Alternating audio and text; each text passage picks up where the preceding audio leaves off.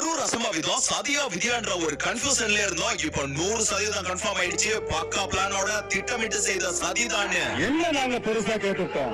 மக்கள் நிம்மதியா ஃப்ரீயா நின்னு பாக்குறதுக்கு ஒரு இடம். டிவிக்கோட முதல் மாநில மாநாட்டுல 14 லட்சம் பேர் கூடினாங்க. அங்க எந்த ஒரு அசம்பாவிதமும் நடக்கல. கோயம்புத்தூர்ல ரோட் ஷோ, பர்னூர்ல விமான நிலைய பிரச்சனை, அங்க எந்த ஒரு அசம்பாவிதமும் நடக்கலையே. லாக்கப் டெட்டுக்கான போராட்டம் சென்னையில நடைபெற்றப்ப அங்க எந்த ஒரு அசம்பாவிதமும் நடக்கலையே. இரண்டாவது மாநில மாநாடு மதுரையில நடைபெற்றப்ப 25 லட்சம் பேர் கூடினாங்க. அங்க எந்த ஒரு அசம்பாவிதமும் நடக்கலங்க. திருச்சி, அரியலூர், நாகை, திருவாரூர், நாமக்கல் வரைக்கும் அலைக்கடல் என மக்கள் திரண்ட பிரச்சாரத்திலையும் எந்த ஒரு அசம்பாவிதமும் நடக்கலங்க.